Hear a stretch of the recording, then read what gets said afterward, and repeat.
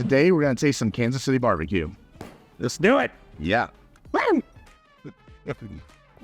I'm joined today by legendary whiskey expert and connoisseur Fred Minnick, award-winning author, and also someone who happens to be an official judge of Kansas City barbecue. I wouldn't say a good judge, but I am a judge. Nice. Well, you ready to put your skills to the test today? Oh my God, I've dreamed of this moment. I love barbecue so much. Absolutely. Get it?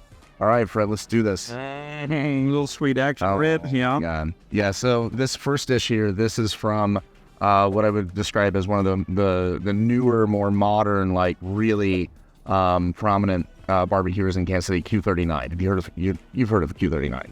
I'm about to Q40 it. Let's do it. I'm about to, I don't even know what that means, but I want to eat it out. Yeah, so we got ribs and baked beans from Q39. These baked beans look majestic. Yeah, they do. So how do we do this? Are we just getting dig in here? All right. Yeah, man. Oh, they're already cut for us. Absolutely. Yeah. All right.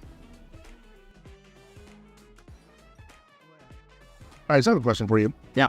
Since you're a member of the Kansas City Barbecue Society, which, you know, has more than 15,000 members, it's the largest competitive eating organization in the world.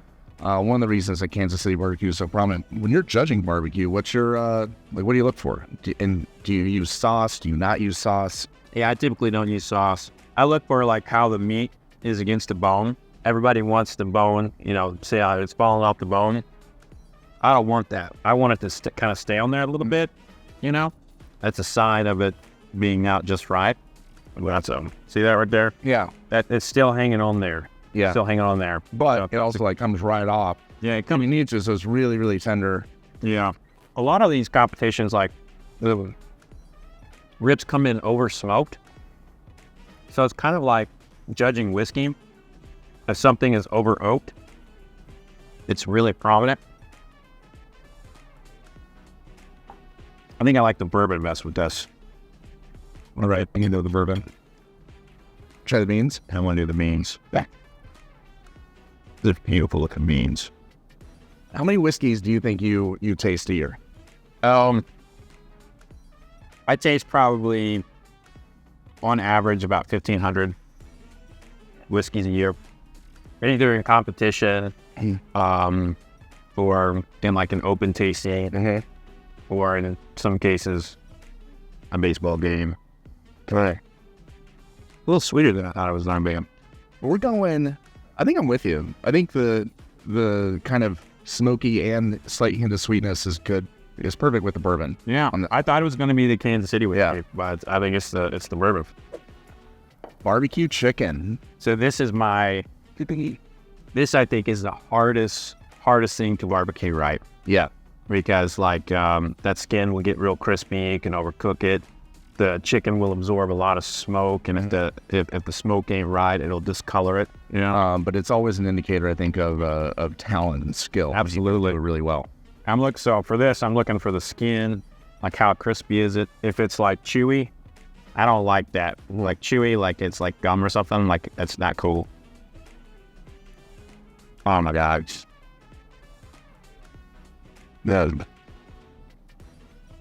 This is good. It's really good. And, you know, knowing what I know about Q39, I'm going to assume this is like a, you know, probably locally raised, like free range style chicken. This isn't your mass, you know, produced, you know, commodity chicken. You know, used to read in bedtime stories. Exactly. Yeah. About the chicken thinking it had a chance. And then one day they took its head and cooked it. I will tell you, it's very difficult to eat this with the fork. This is not fork eating food. It is. This is by the hands. Down. Tear it apart. Yeah. But here we are on camera. Gotta look fancy. You know, gotta look good. Don't want to get it all over ourselves. How about our whiskey pairing with it? I went rye. I did the same thing. And I tasted it with the rye, and I was like, this is perfect. Yep. I went straight to the rye whiskey on this one. Incredible balance. Yep. The crunchiness, but also the smoke from the skin is perfect. Now, I think if you separate the skin, then you just have the meat of the chicken. It's a different conversation, but if I'm doing a whiskey pairing with barbecue chicken, I'm going to have to make sure there's some skin in that. Absolutely. All right, now we have a pulled pork sandwich, otherwise known as the size of somebody's head. Yeah, man. Look at that. Absolutely. That is fantastic. So this is from Joe's. This is Joe's Kansas City. used to be known as Oklahoma Joe's, which This is Oklahoma Joe's? it used to be, it was famously known as Oklahoma Joe's, and there was a split. I don't know all the details, but I would say maybe within the last, 6 to 8 years, roughly, it switched from Oklahoma Joe's to Joe's KC, but it's the same establishment, same place, and it's a lot of people will say, when you ask them what's your favorite Kansas City barbecue, a lot of people are going to say Joe's. So here's the thing. I grew up in Oklahoma, south of here, and we are largely influenced by Kansas City barbecue and a little bit of Texas. I feel like we do have our own style. Oklahoma Joe's was one of those places that we ate a lot at. Yeah. But I grew up in a town called Jones, Oklahoma, and down the road was a place called Nakuma Park. There was a old man made barbecue there called Mr. T's. My God, that man can make barbecue. To me, he was like the staple of Oklahoma barbecue. Once again, we're trying to civilize here, right? But there's no camera on me. This is served out of a gas station. Like, that's where Joe's is located. Is you go into a gas station and stand in line and order it, and like sometimes the line, regardless of weather, it could be 100 degrees, it could be snowing, that line will wrap outside the building and around the corner. That's how popular this barbecue is. Wow. How dedicated people are to getting it. Joe's is also known for, they're famous for being in the gas station. They're also known for their Z-Man sandwich, is like what everyone talks about. But I would say, personally speaking, I love the pulled pork and their burnt ends, which they don't even list on the menu. And burnt ends are very much a Kansas City thing, but they don't even list it on the menu. You have to ask, because they only do it every day if it's good, if they've got the right cut, that kind of thing, and then they'll often run out really quickly. So once you get up to the front of the line, you have to ask if they have burnt ends available, and they'll check for you. But great stuff.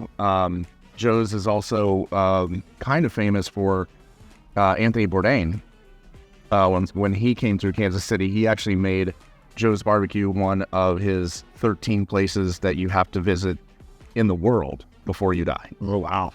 We've really, in a lot of ways, we obviously really celebrate Kansas City, our heritage and history and everything, but we also celebrate a lot of other local businesses here in KC.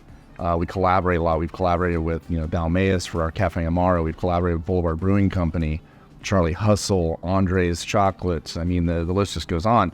But one of my favorite collaborations was with Joe's KC, where several years ago, the sous chef or chef de cuisine that kind of oversaw the whole program there was a friend of mine. He relocated here from Chicago, and I approached him about doing a sauce together, a Kansas City whiskey-based barbecue sauce. And so we actually did a collaborative Joe's KC whiskey barbecue sauce that they still have at their place, and we've got it right here as well. I have to send you home with a bottle. I'd love that.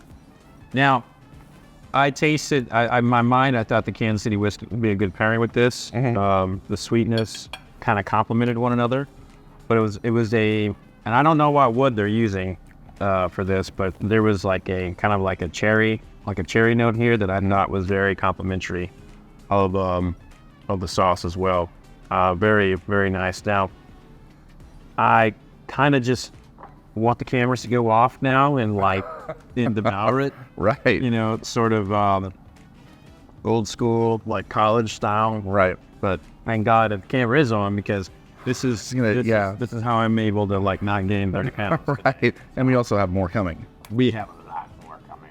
Even after we're done filming, we got That's right. Yep. So this is Jack Stack burn ends and cheesy corn bake. So a couple things here. Burn ends are undeniably Kansas City. Like, when I think barbecue, there's a lot of different places my mind goes, but burn ends is probably the one that we're most known for. It's sort of a Kansas City innovation created by Henry Perry back in the early 1900s.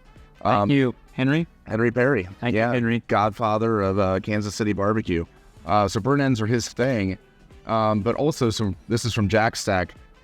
Cheesy corn bake is something that they are famous for. So the side dishes, you always think baked beans, you think potato salad, you think coleslaw.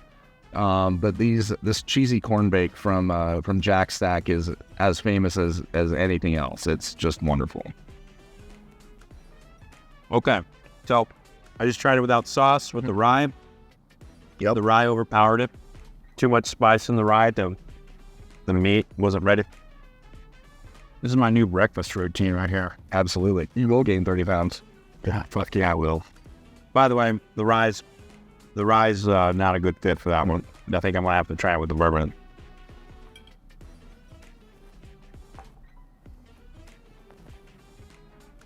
We're about to eat all of it. Right? What do you think that is? Why are we eating all of this one and we left others for the other ones? Well, I was going to wait and let you kind of, chime in on your thoughts on this. But for me personally, like burn ends, cheesy corn bake, paired with Kansas City whiskey. Like this, I knew what my pairing was going to be for this plate. You've done this a lot. This is a common dish in the Maybe household. Oh, yeah. Our Kansas City whiskey is just built for burn ends. It's just perfect. And that is a good pairing. Yep. It's like barbecue candy. I mean, burn ends done right. You've got this perfect balance and harmony between the meat, fat, and like the caramelization, a little bit of crispiness on the outside. And getting that balance just right is key to a good burn end. But that's what it's all about. It's like barbecue candies. Yeah, this is great. But this, in competition, they judge sides. This has never came up on one of the competitions I've judged, but it would have won. So when it comes to pairings, what's maybe the strangest food pairing you've ever had with whiskey? Like knowingly? So I did this, a major credit card company hired me for an event series to pair whiskey with condiments. And I had to taste like 75 different condiments. Wow. To pair whiskeys with. It was amazing like how different each one of them paired with. And the whole concept was they were doing this big burger bar campaign and they want to have a burger and whiskey pairing, which was really ahead of its time. I mean, that stuff's happening all the time. This was honestly 8 years ago. But I was mayonnaise. I'm not a mayonnaise guy. I do not like mayonnaise. I'm an aioli guy. Yeah, not even that. I like mustard. I like vinaigrettes. I like, I like certain ketchups and barbecues. But, and if I were having to choose on a mayonnaise, like I would probably even. I know it's like offensive to the mayonnaise people, like the Duke's mayonnaise clan. Like they're gonna protest at some point. But I would choose Miracle Whip, which is not even a mayonnaise. Right. But I don't like the texture and the flavor of it. Plus, it just kind of like mayonnaise is kind of gross. Yeah, I don't know if I could pair a whiskey with mayonnaise. Yeah, that's just it. I had to taste like 10 different mayonnaises, and that talking about getting outside of my element. And so I would say pairing a whiskey to mayonnaise was the hardest one. And now you got that quarterback. Yeah. For the Tennessee Titans getting a deal with Hamlin's mayonnaise, like putting mayonnaise in his coffee. Wow, that's so great. That I did not know. Yeah, he's got like this whole campaign, and he's got mayonnaise, and he's putting it in his coffee, and he's stirring it as like his like ingredient with the coffee. Like I see that, I'm like, dude, it's so gross. It's like it's disgusting. It sounds to me like they're just trying to follow in Patrick Mahomes' footsteps with the whole ketchup thing. I mean, I don't know if you know that he's like a fanatic for ketchup, and I think he's actually a spokesperson for Hunt's Ketchup. Thanks for joining us, everybody. We've been tasting some Kansas City barbecue, pairing with some J. Rieger whiskeys. Thank you to my really good friend Fred Minnick for being a part of this and having a little fun with us today. If you haven't subscribed to his show already, he's got the Fred Minnick Show on YouTube. Subscribe to his channel. You can learn a lot about whiskey, about barbecue, about ascots, all kinds of fun stuff. There's a bunch of random shit over there. Right? Yeah. I mean, I've got all kinds of weird stuff on that channel. But, man, thanks for having me on. It's been a pleasure. And I said this at our event last night. I'm really proud of you and what you've done. People don't realize like how hard it was kind of coming up. And everyone's like, oh, I want to be in spirits now. Ooh, I want to do this. There was not an avenue to do what we do when we started 15 to 20 years ago. Yeah. And now it's like a thriving world to the point where we have freshly turned 21-year-olds coming to our events. Yeah. Working from Chick-fil-A and saying, hey, how do I work in this? I remember what I was drinking when I turned 21. Yeah. It was not that. And they're not drinking to intoxication. They're drinking Right. taste. They're tasting and enjoying the moment. And it's like when I see that, I feel like, you know what, Ryan? We've done something. We've made an impact. We've helped move the bar away from, drinking from a paper bag and falling over drunk and half naked in a ditch in New Orleans next to a bunch of homeless people. Not that ever happened to me, but we've made an impact, and I'm so proud of where we are right now as an industry. So am I, man. It's been a great journey. Thank you. Cheers, brother. All right. Cheers. Thanks, everybody.